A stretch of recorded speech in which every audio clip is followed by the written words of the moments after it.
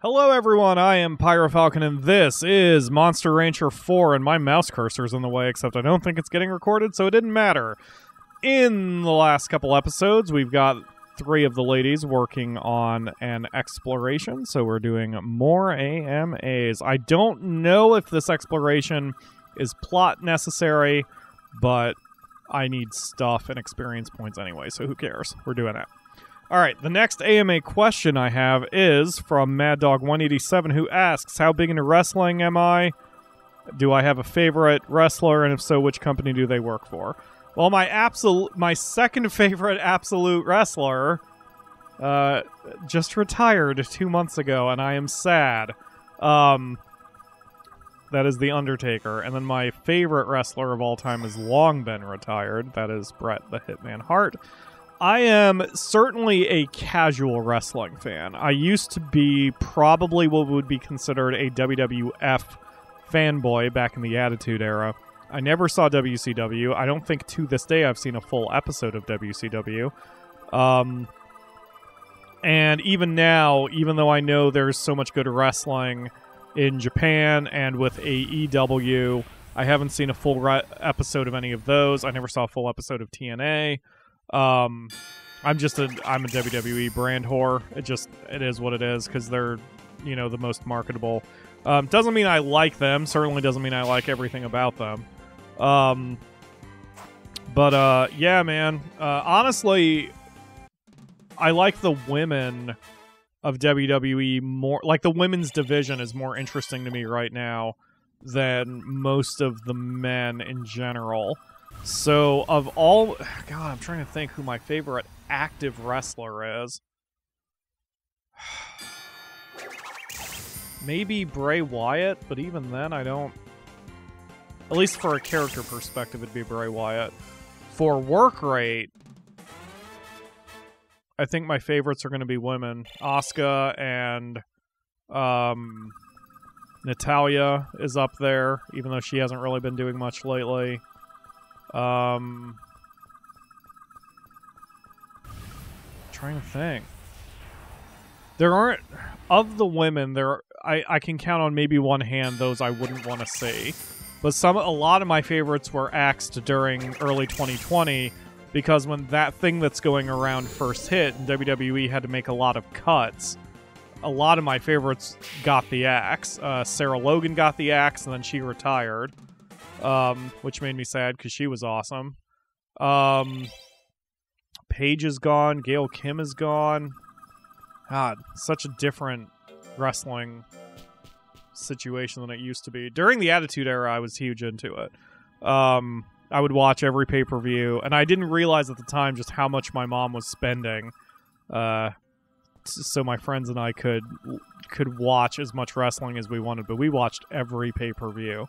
That was $50 to $60 back in the 90s every month, on top of, everything else that she needed to buy, like food and rent.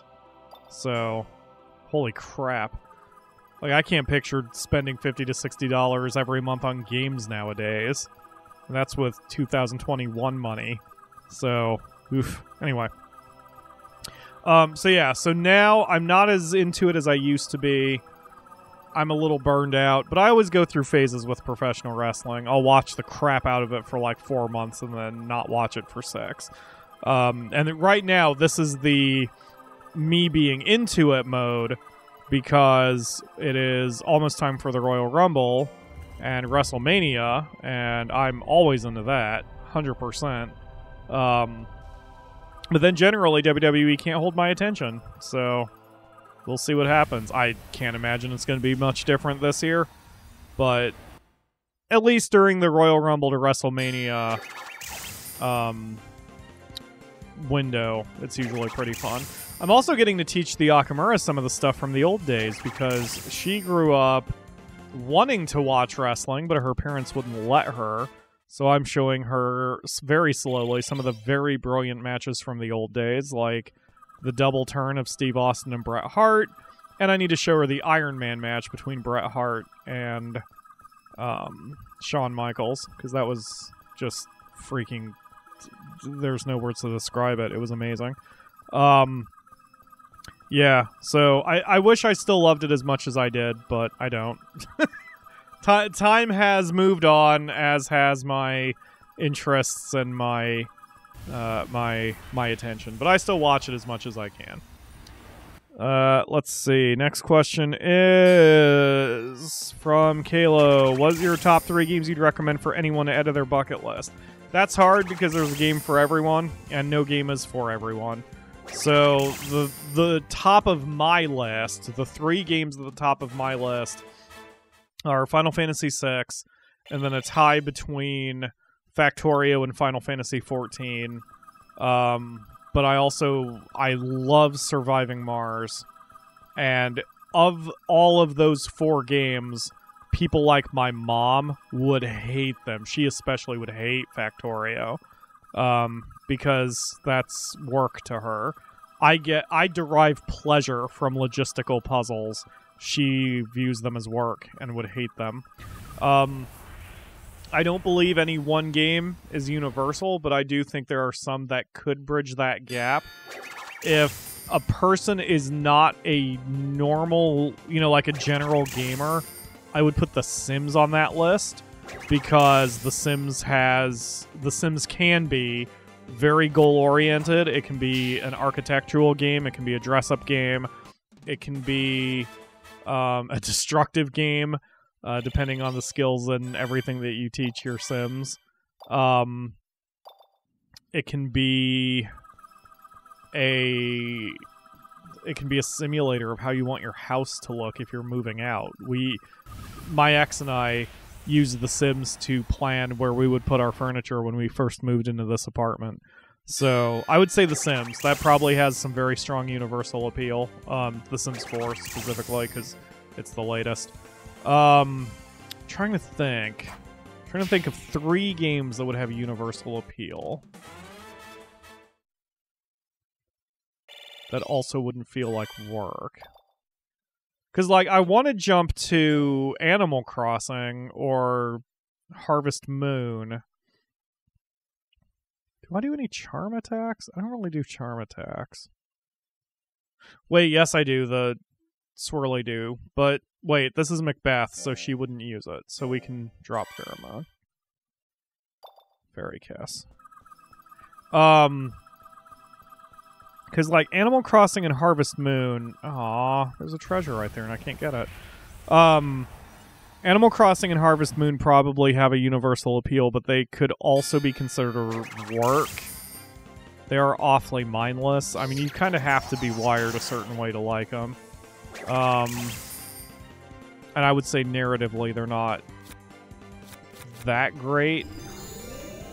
I mean, because there is no narrative, so... Let's see. Ironically, ironically for what I said during the last episode, I think Minecraft would be up there, because certainly, even if you play creative, or maybe especially if you play creative, you would get the sense of how to build things, and it shows that video games are not just destructive pieces of art. So I would say The Sims, Minecraft. I'm trying to think of anything else that would be really, truly creative. But nothing is coming to me. Something with universal appeal. Oh man, that's actually really good. I would say one of the Zeldas. Like Breath of the Wild. Because although Breath of the Wild... Yeah, Breath of the Wild, because of how expansive it is, and how beautiful it is, and how just excellent of a triumph it is of game design, I would say Breath of the Wild. Because you could make the argument that a game like Skyrim or Oblivion could do the same thing, but I don't think so, because Skyrim and Oblivion still rely on their quests. I mean, for that matter, so does friggin' Morrowind, like all the Elder Scrolls games. They still needed quests, and to give you some direction. And yes, you could wander around and find things and explore on your own, but to drive the game forward, you still needed quests. Now, I would argue Breath of the Wild doesn't quite have that. Breath of the Wild is about exploration and the beauty of the land, and you could either you could walk around and take pictures of it, or you could actually fight, or you could try to do the main story, or just run around and collecting flowers. Like, I don't know. Well, now that I've said all that, I've kind of convinced myself that Skyrim could work too. Skyrim isn't as pretty, and it's more combat focused. Breath of the Wild does not have to be that combat focused. But yeah, so there you go. The Sims, Minecraft, and Breath of the Wild / Skyrim. Which again is not to say that I think those are the 3 best games of all time. Hardly not, especially in Minecraft's case. I think Minecraft can be one of the most creative games, but you still have to be wired for it. So, and Minecraft does not necessarily lend itself to that. You have to know how to manipulate its systems to make it super creative. But yeah, those 3 games. I mean, I really think if you get someone's opinion on those 3 games, you will probably know what they want out of video games. And then you can probably find games that they would like. Hang tight, Ash Girl. So, get away from me, dude. Oh, these are A-rank monsters. That means, Ash Girl is punching above her weight there. Machismo? What does Machismo do? Increases intelligence with strength attacks damage easily. I'm okay with that. Golden Foot increases the power of moves that use their feet. Cupcake is not going to be using physical attacks, so she can give up Golden Foot. But that was a really good question. That's because the core of that question is what games have universal appeal, and that's pretty difficult to answer. There is no right answer. If I extend it to 4, I would add in Farmville. Specifically Farmville, because that, I think between those 4, you would be able to know what a gamer likes and doesn't like. And you could suss out other games that they might enjoy as a result. Like, my mom would never play something like Metal Gear Solid. She, you know, it's too violent, too narrative-driven, too long, too requiring of patience and quick reaction time, and it has time limits. Like, all of these things are things she wouldn't like. So, you know, but Animal Crossing is up her alley. My mom's played Animal Crossing every day since she got it. It's been like 130 some odd days. I would go completely insane. All right. Next question on the list is from Chibi Girl, who asks, would I ever do a Let's Play of Rune Factory? I would love to do a Let's Play of Rune Factory. That's another one that's been on the list for a long time. I have never played a Rune Factory, and everything I have heard and seen about it says that I would probably freaking love it. It's been, like, Nintendo has recommended it to me 1,000 times on its eShop, specifically Rune Factory 4, and I have desperately wanted to play it, and it just keeps slipping further and further and further and further down the list because other games take priority channel-wise or interest-wise or whatever. There is a new... Oh, excuse me. That one jumped out at me. There is a new Rune Factory coming out for the Switch, I believe.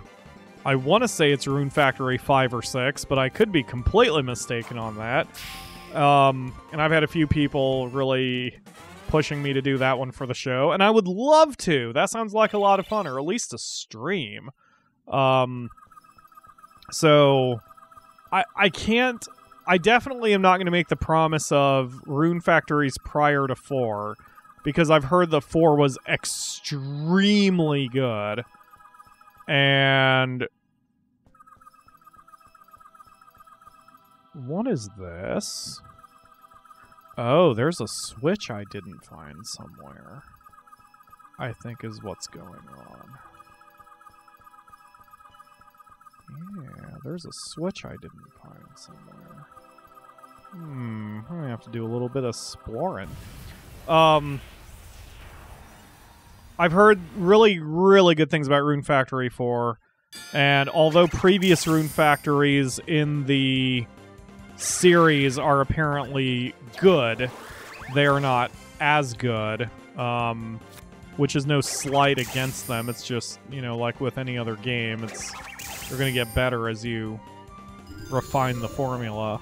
So, you know, I have no interest in doing the others. However, I would be willing to do a Rune Factory. I just don't know when I'll have time. Especially when their Evil Genius 2 comes out, because then the channel will pivot to Evil Genius 2, and no game in the universe would get me to stop playing Evil Genius 2 for the show. So, we'll burn that bridge when we get... Oh, I had to beat King Tut Duck, or whatever the crap his name was. Interesting. Next question is from MadDog187, who asks, will I show off Final Fantasy XIV's patch? Probably not, because I don't want to do spoilers for Final Fantasy XIV. And of course, by the time I get to any Final Fantasy XIV, anyone who's interested in playing it has probably played it and probably won't watch it. That said, I'm not against streaming some Final Fantasy XIV sometime. Because it does tend to be watched when I do it. So, but I generally do Palace of the Dead or Heaven on High when I stream it, because those are pretty universal. Like, no one needs to know what's going on with the game when I play that. Or I'll stream grinding, because that makes it more enjoyable for me, and I just get to hang out. Like, that's the point of the Discord streams. For those who don't know, because apparently there has been some confusion about this, and I feel weird about having to explain it. These shows on YouTube are for your entertainment. The streams on Discord are for hanging out with friends. Like, they're not to entertain you. I know that sounds weird, and at one's heart, I am an entertainer, and I try to make them interesting, but if you come to the Discord streams, I want you to come because you want to chat. If you're just there to... If you're there trying to get laughs or whatever, you're not going to get it from the Discord streams. It's to chat with you and to do customer service with you all. This design is different. Rio, is this some kind of writing? Let me see. Yes, it is. Just a second. It's about an ancient age. Human technology created the Dark Ones and their lord, who led all living things into the war of all wars. Man and monster all fell into the hands of the bad grammar of the Dark Lord, and thus began the Dark Age.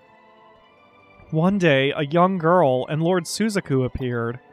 The girl, uniting all living things, led the battle against the Dark Lord. Finally, the Dark Lord fell, and dark turned to light. But Lord Suzaku crumbled, and the girl slept infinitely. It's all about a long-lost age. The Dark Ones, the Dark Lord, I've never heard of such things. But I saw him in the vision. A towering black monster. I saw him. But why? What was that which I saw? Oh god, horrible localization. Rio, calm down. Let's go home for today. We can look for clues later. Well, at least we got through it. And I've only got 30 seconds left in the episode, so this might be it for today. Uh-oh. No music. Oh. The wise turtle of Prometheus. The wisdom comes from inside his shell. Are you singing, Mokruji? Because I don't feel like singing. Mokruji, what's that? Oh, Rio. How embarrassing. The weather is so nice with all this snow. I thought I'd sing a song that I learned when I was young.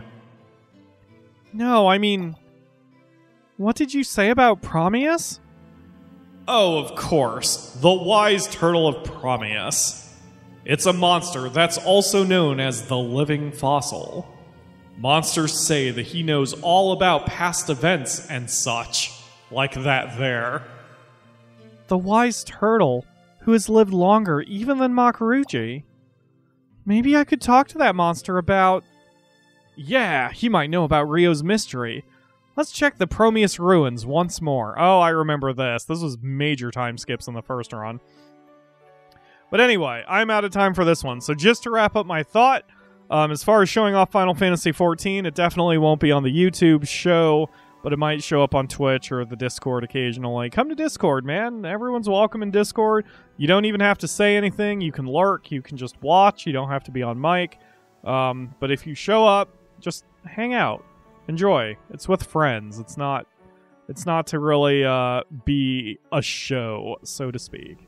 The only show is here on YouTube, which is why I try to stick to 20-minute time limits and have different production values. So that's going to do it for today.